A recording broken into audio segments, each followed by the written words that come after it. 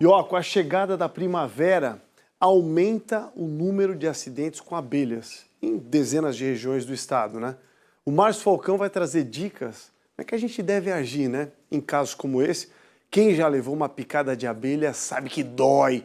Agora, um enxame é uma situação muito diferente e completamente perigosa. Fala, Márcio! Dicas que são importantes de todas as pessoas, ao menos terem consciência da importância delas serem colocadas em prática para ajudar uma pessoa que tenha sofrido um ataque por abelhas.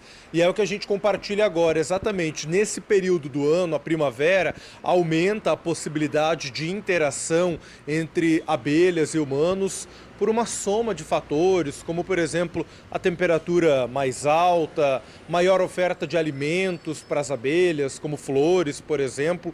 E aí, diante desse cenário, é preciso ter bastante atenção. Soldado Thyssen com a gente para um bate-papo sobre o tema. Soldado, quero começar entendendo melhor contigo, vocês que também se preparam para lidar com esse tipo de cenário, porque nessa época do ano temos mais casos de ataques.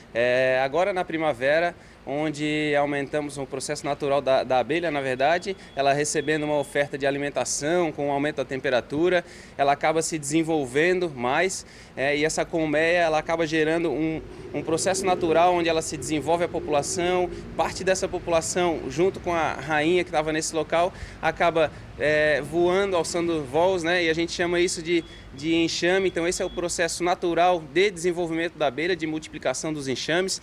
Então é aí onde nós percebemos, né, que esse enxame ele voa buscando um novo local para desenvolvimento de uma nova colmeia. E esse enxame ele acaba pousando em beiras de telhado, em arbustos, né? A pessoa que encontra uma colmeia ali no quintal de casa, próximo ao telhado de casa, qual que é a primeira orientação a seguir? Então, nós temos duas situações, né? A colmeia, onde ela já tem os favos desenvolvidos, a colônia está ali consolidada, e o enxame, que é esse processo natural que eu acabei de explicar, né? Visualizando alguns dos dois cenários, é importante que se isole o local, afaste as pessoas, né? Tenha cuidado com os animais, para que as abelhas evite que as abelhas ferroem, né, esses animais, as pessoas, para que mantenha esse ambiente seguro. E caso você perceba que esteja colocando em risco a vida de pessoas ou animais, acione o Corpo de Bombeiros através do número 193. Nossas equipes estão, né, sempre prontas para realizar a primeira orientação, se for o caso, né? Se for realizar uma vistoria no local da ocorrência. Então nós estamos aptos a realizar esse tipo de situação. Para encerrar rapidamente, soldado, dicas de primeiros socorros que são importantes aí da população ficar atenta. Então, em caso de ataque de abelhas, é importante que, primeiro, né, a gente se proteja. Então, cuidado com a cabeça, proteger a cabeça, as regiões mais vascularizadas, né, ficam mais aquecidas. Então, é importante a gente ter esse ponto de atenção. Buscar um local escuro. A abelha ela não voa em locais escuros. Então, quando a gente busca um local escuro, né, entra um carro, entra numa sala, fecha a porta e fica no ambiente escuro, a abelha ela sai, ela foge desse local. Então, a gente se cobrir, né, então tem algumas orientações aí de a gente fazer em caso de ataque.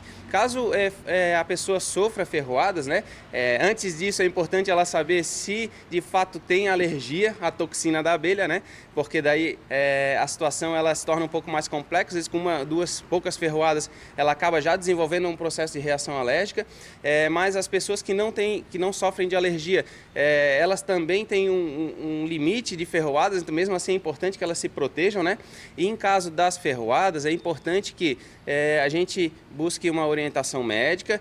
Raspar o ferrão é importante. Esse ferrão, quando ele fica inoculado na nossa pele, ele fica soltando a toxina por em média aí até 10 minutos, então é importante que a gente remova, não apertando, porque daí a gente vai injetar a toxina, né? Mas realizar a raspagem para tirar esses ferrões. Tá? E se começar um processo inflamatório, né, uma reação alérgica, é importante buscar orientação médica e, em último caso, aí, 193 Corpo de Bombeiros, 92 SAMU. Soldado, muito obrigado pela participação aqui conosco ao vivo. Agradeço as orientações também, são fundamentais de terem uma atenção de todos nós e também de serem colocadas em prática e, na dúvida, acionar o Corpo de Bombeiros também. Eu volto ao estúdio. Valeu, Falcão.